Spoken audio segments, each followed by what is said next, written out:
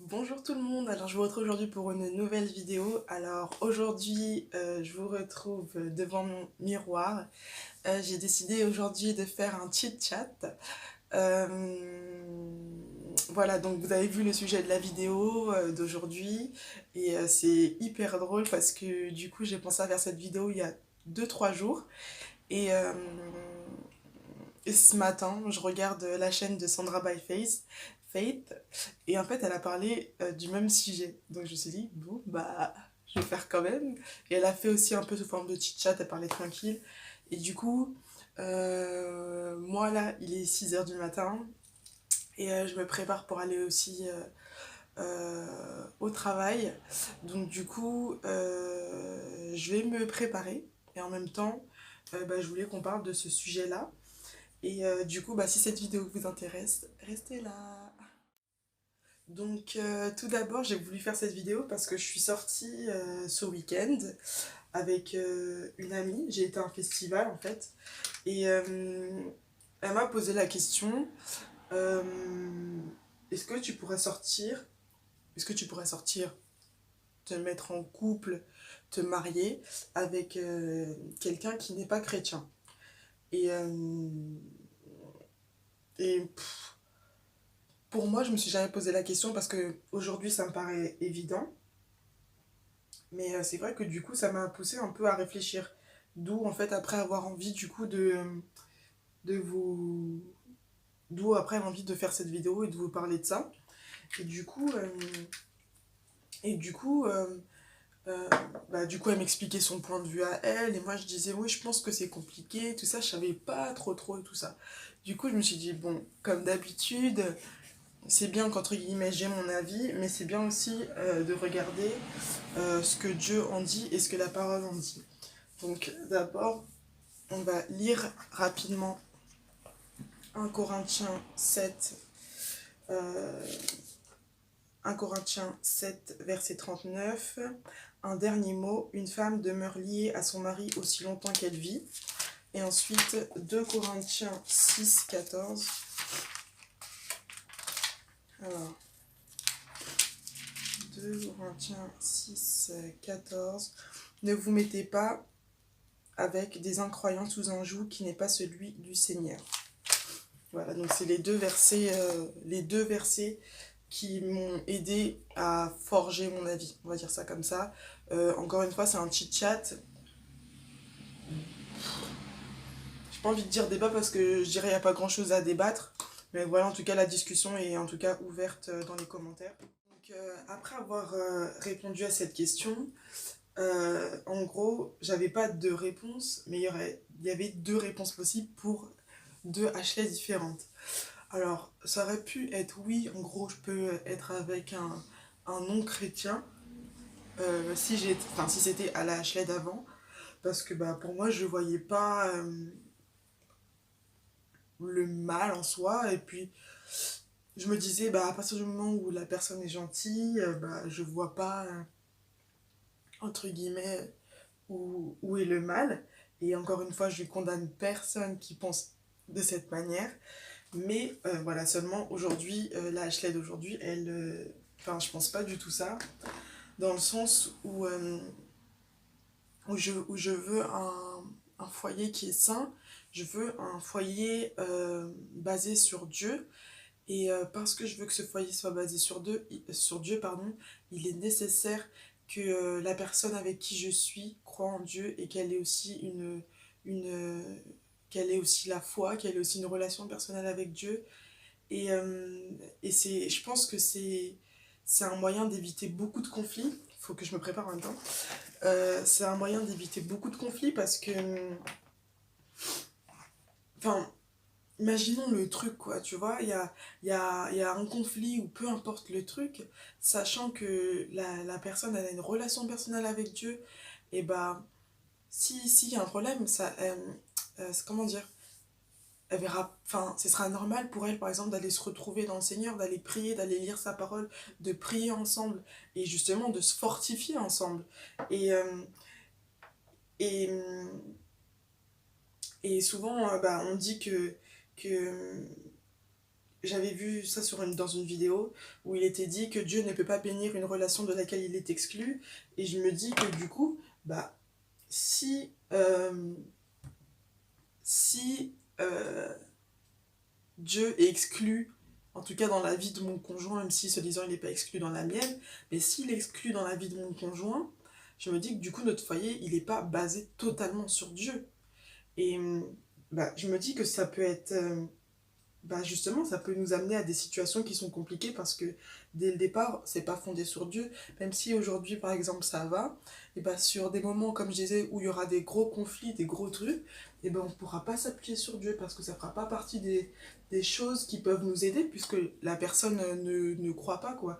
Et bien qu'elle dise au départ, oui, mais ça me dérange pas, tu vis ta vie, etc., tu vis ta relation avec Dieu tranquille et tout, bah, il y a un moment où toi-même, inconsciemment, tu vas te diminuer. Inconsciemment, tu vas te diminuer pour pas non plus trop le déranger. Et il y a certains trucs que t'oseras peut-être même pas lui dire, du coup. Alors que vous êtes censés être liés, vraiment tout vous dire.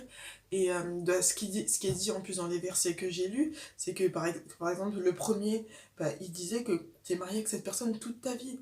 Alors, faut vraiment faire attention parce que toute ta vie, tu seras avec cette personne à qui tu as fait le choix de te mettre et cette personne qui n'est pas chrétienne, qui ne croit pas en Dieu, qui s'appuie pas sur Dieu s'il y a un problème. Et je trouve que ça apporte une complexité supplémentaire. Là encore, par exemple, même dans l'éducation des enfants, parce que bah, dans un premier temps, quand vous êtes au début de la relation, ça peut ne pas forcément le déranger, etc. Et une fois qu'il y a des enfants et tout ça, bah, tu penses un peu différemment et oui, tu penses un peu différemment et tu veux les choses un peu différemment pour les enfants. Peut-être qu'il va finir par dire non, mais moi je préférais que mes enfants ils fassent selon leur envie, etc. Et, et je pense que ça peut à long terme créer des conflits. Et puis sur la base, Dieu, comme j'ai dit, ne doit pas être exclu d'une relation. Donc pour ne pas être exclu de la relation, il faut que les deux personnes croient en Dieu. Dieu bénit la relation dans laquelle il est inclus. Et, euh, et il peut pas, voilà, il peut pas vouloir, entre guillemets, que tu te mettes avec quelqu'un qui n'est pas croyant, qui ne croit pas. Et oui, quelqu'un qui n'est pas croyant et qui ne croit pas en Dieu. Et, euh, et voilà les cas où, entre guillemets, Dieu autorise à ce que tu te mettes avec une personne qui n'est pas croyante ou qui n'a pas la même religion que toi.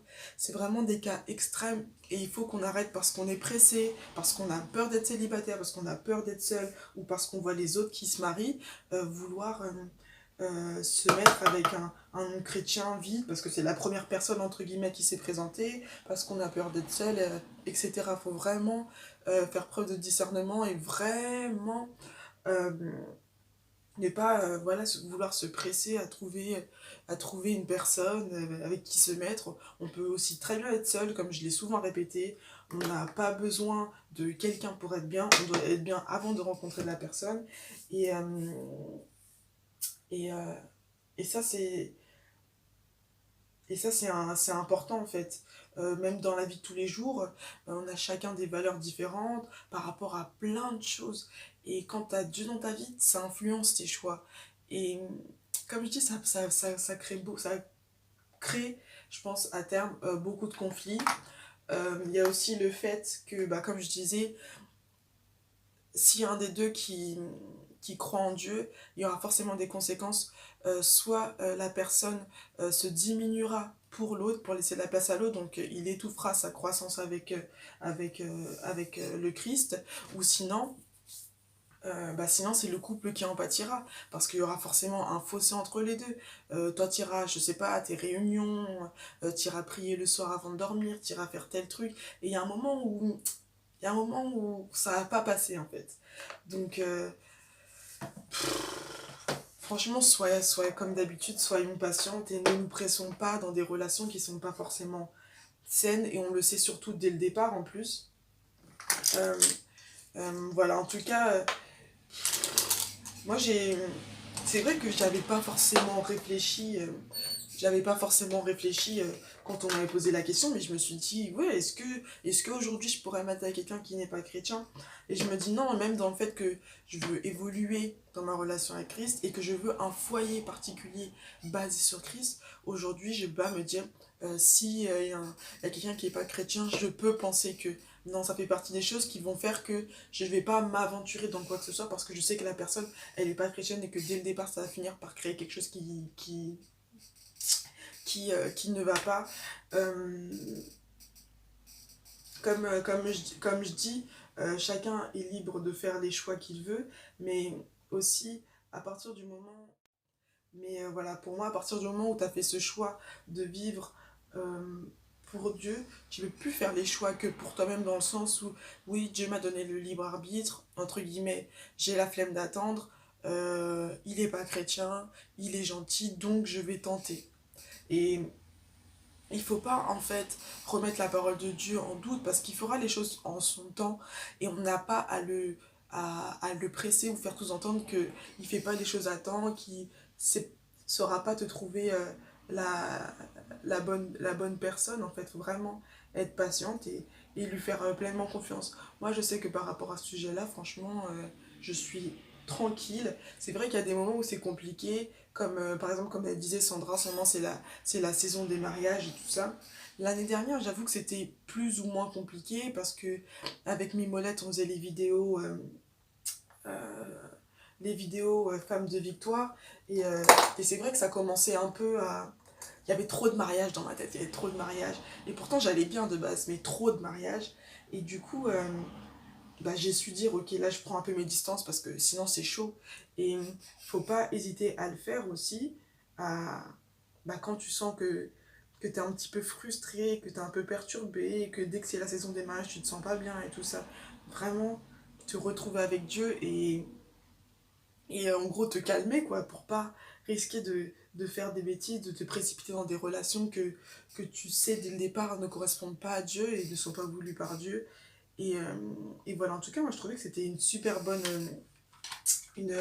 une super bonne question et c'est intéressant de se la poser à un moment donné aussi. Et, et voilà, en tout cas, en tant que chrétienne qui vit une relation personnelle avec Dieu, bah, je t'encourage à vivre pleinement ta relation avec Dieu avant d'essayer de réfléchir à savoir où est-ce que je vais trouver quelqu'un, j'en ai marre d'attendre, j'ai pas envie d'être seule. Si déjà tu es dans cet esprit-là, il faut savoir que tu as besoin de te remettre en question et que tu as besoin d'être restauré par Dieu. Et, et il faut le faire. Il faut vraiment le faire, c'est important. J'espère que cette vidéo vous plaît. Dites-moi si vous voulez que j'en fasse un peu plus souvent. J'ai du mal souvent à parler et me maquiller en même temps ou faire des trucs en même temps. Mais là aujourd'hui j'ai l'air de pas mal m'en sortir, donc why not? Dites-moi si ce genre de vidéo vous intéresse. Et voilà, tous les produits que j'utilise dans cette vidéo, je les mettrai dans la barre de description, comme ça vous pourrez aller voir ça. Vous pourrez aller voir ça. Donc voilà, cette vidéo est terminée, j'espère qu'elle vous aura plu. Comme d'habitude, n'hésitez pas à laisser un commentaire, à vous abonner à la chaîne, à mettre un petit pouce en l'air. N'oubliez pas aussi de vous abonner à ma page Instagram, il se passe pas mal de choses là-bas, c'est super cool, il y a vachement de l'ambiance. Voilà, n'hésitez pas à vous abonner, n'hésitez pas aussi pour YouTube à activer la petite cloche de notification pour recevoir une notification à chaque fois que mes vidéos sortiront le jeudi soir. Et voilà, en attendant, je vous fais plein de gros bisous. Passez une bonne journée, que Dieu vous bénisse. Je vais me préparer, sinon je vais être en retard pour aller au boulot. Ciao. Bye. World, world, world, take time to breathe. Everybody's always in a hurry. Everybody's always in a hurry.